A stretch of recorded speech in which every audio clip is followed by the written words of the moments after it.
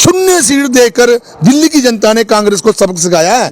ऐसे नहीं शून्य सीट आई है, क्योंकि कांग्रेस उतनी ही जिम्मेवार है दिल्ली के लोगों के जो बदहाली हुई है। 15 साल शासन करके शीला दीक्षित जी ने चाहे कुछ भी है दिल्ली को संभाला था, लेकिन आपके हाथों में दिल्ली को लुटवा कर आज कांग्रेस ने जो पाप मोल लिया है ना, उसका नतीजा मिला है कांग्रेस को आज 0 सीट का। ऐसे नहीं 0 सीट आती है। 68 सीट पे कांग्रेस की जमानत जब्त है।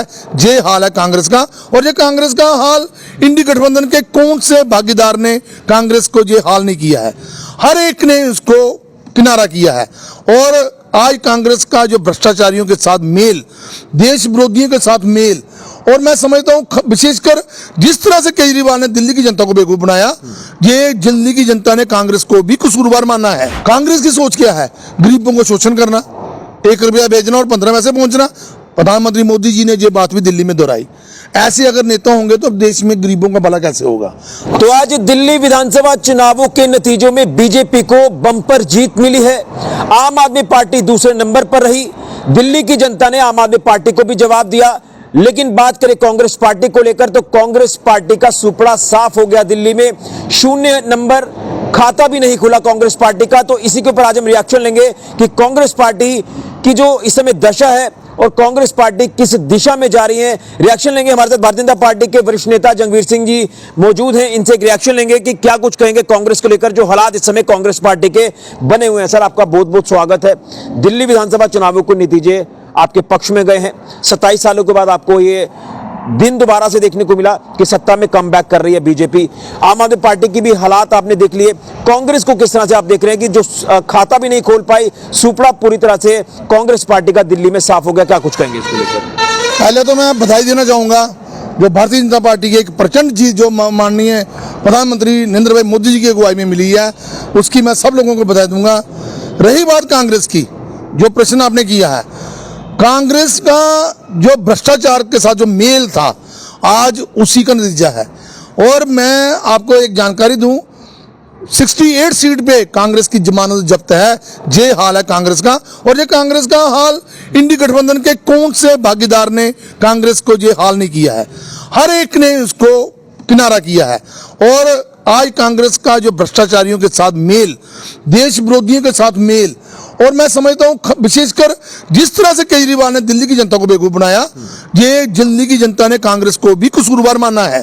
क्योंकि केजरीवाल ने इतना प्रपंच रचकर शीला दीक्षित से लेकर सोनिया गांधी तक के जो है भ्रष्टाचार के मामले लेकर सड़कों पे, टीवी पे, चैनल पे बैठ के उनको भ्रष्टाचारी नंबर 1 बनाया, लेकिन कांग्रेस ने फिर आपको अपनी गोदी में बिठाया।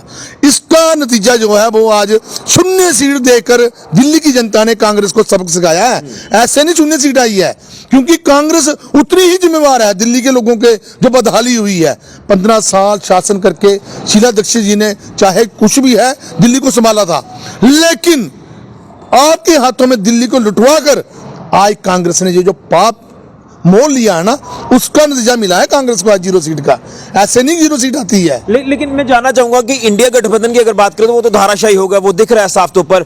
लेकिन आज जब सुबह रुझान आना शुरू हुए नतीजों के, तो उसमें कई दिग्गज नेताओं ने सोशल मीडिया प्लेटफॉर्म पर लिखना शुरू किया, एक्स पर वे ट्वीट्स किए। खासतौर पर हमारे जो जम्मू कश्मीर के मुख्यमंत्री उमर अब्दुल्ला है, उन्होंने ये लिखा कि और लड़ो आपस में। ये क्या दर्शाता है? क्या वाकई में ये चीज स्पष्ट हो गई है कि इंडिया गठबंधन पूरी तरह से धाराशायी हो गया, खत्म हो गया? आज जिन्होंने ट्वीट किया है हमारे उमर अब्दुल्ला जी ने, उन्होंने जम्मू कश्मीर विधानसभा में कांग्रेस का क्या हाल किया है।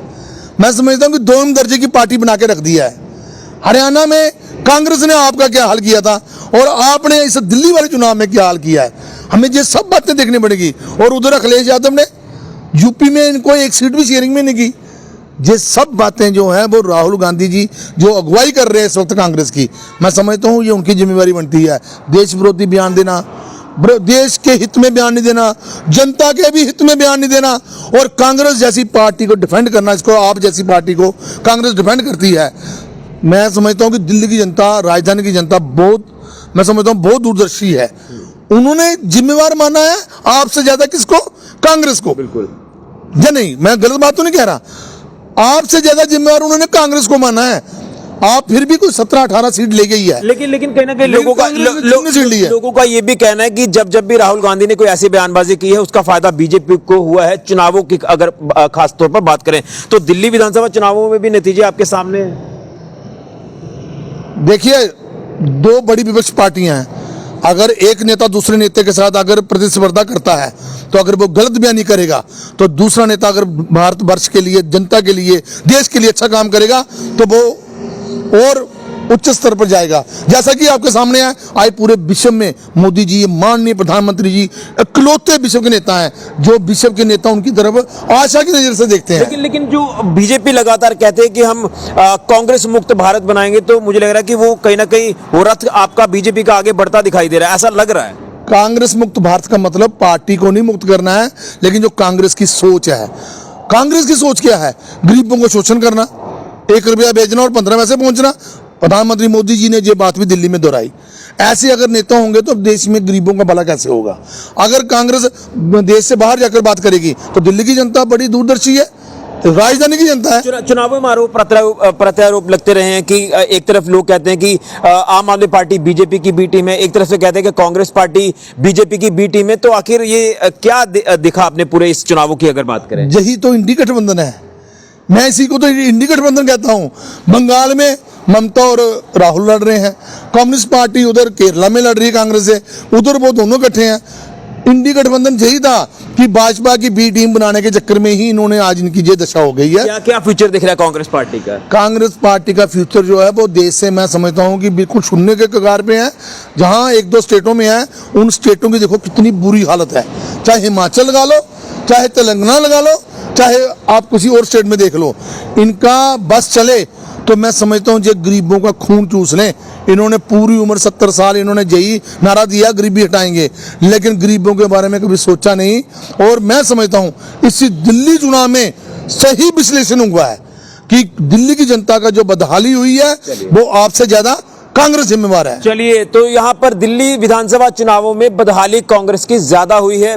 जो हालात आपने देखे और कांग्रेस की जो नीतियां, कांग्रेस की जो पॉलिसीज रही, उसका खामियाजा खुद कांग्रेस पार्टी को भुगतना पड़ा है, ये साफ तौर पर जंगवीर सिंह जी का कहना है। तो कहीं ना कहीं कांग्रेस पार्टी के हालात काफी आप कह सकते हैं कि खराब नजर आ रहे हैं। जो दिल्ली में खाता तक नहीं खोल पाई, जो दिल्ली में पूरी तरह से अपना सुपड़ा साफ करती नजर आई, कांग्रेस पूरी तरह से शून्य पर दिल्ली में। हालात आपके सामने हैं। अब देखना यह है कि कांग्रेस का फ्यूचर आने वाले वक्त में कैसा हमें दिखाई देता है। फिलहाल के लिए राहुल के साथ ऋषि खजूरिया, जगह मीडिया के लिए।